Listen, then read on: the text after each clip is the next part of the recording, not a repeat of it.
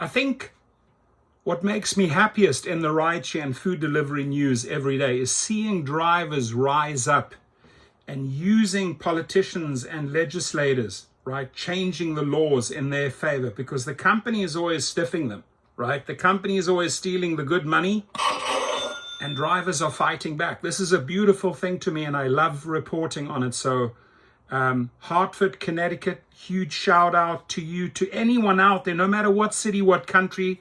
I have your back. If you're in the gig industry, you can always bring your stories to me. I will highlight them. I will support you. Drivers with rideshare companies like Uber and LYFT are one step closer to getting fair pay. The comptroller released a report with new policy recommendations today.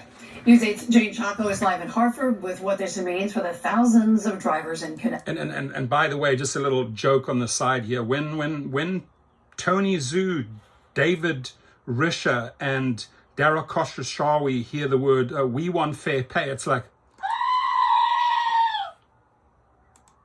Jane.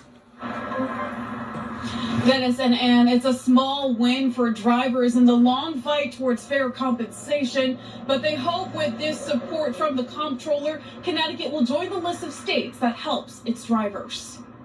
We take people to work, we bring them home, we keep the wheels turning. Ray Phillips has been driving for LYFT. Amen, Ray Phillips. Shout out to you, brother. For 2.5 years. He drives more than 40 hours a week at all hours of the day and in all types of weather. But he doesn't have benefits because LYFT considers him a contractor instead of an employee. We deserve that. We are important workers, man. Our passengers, they tell us. I like the way he says, we are important workers, man. 100% right.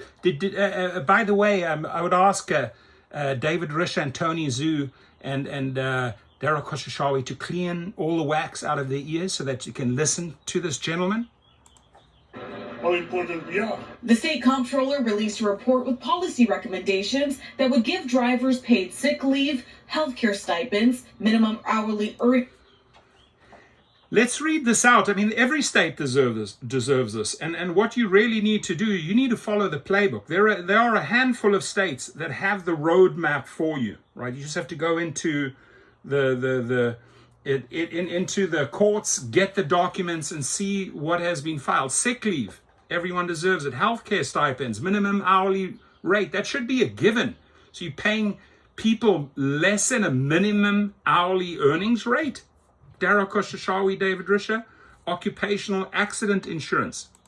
Rate and occupational accident insurance. In Massachusetts, New York, and New Jersey have granted drivers benefits. When it's literally states that are all around Connecticut and we're still finally just doing this now was kind of disappointing, but at the same time, we're so grateful to Comptroller Sean Scanlon for stepping up. Driver benefits would also contribute revenue to the state.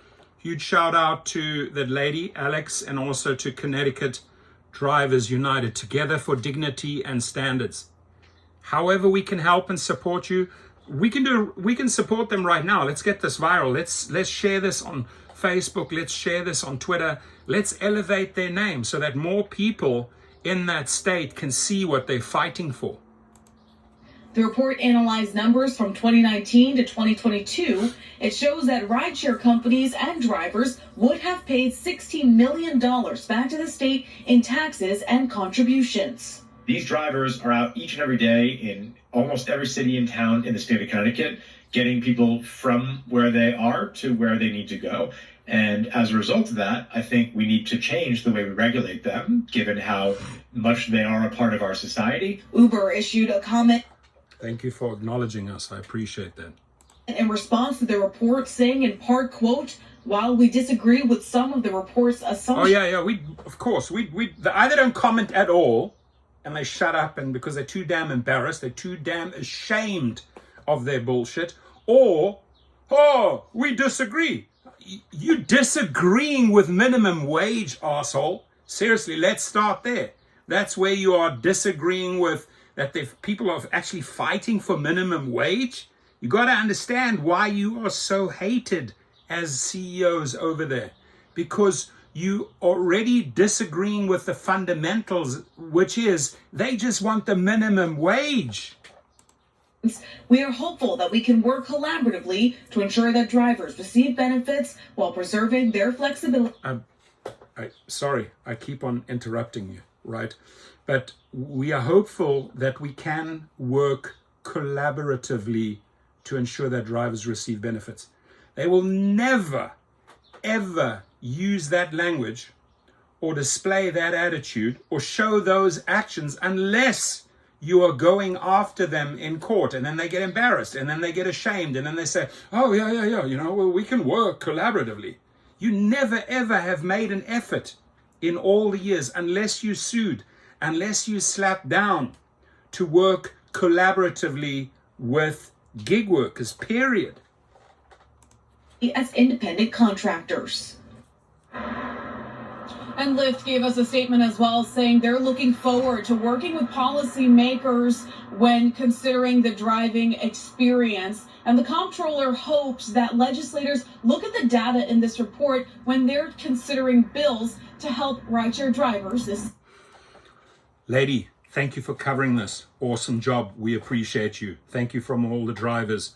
David Risher, you were just called out there, right? Step up, rise up. Right, collaboration. Look it up in the dictionary. Collaboration. Us, you collaborate to make bigger things happen. Or is this just like a one-sided affair? I ask you. I mean, it's a genuine question I can ask these CEOs.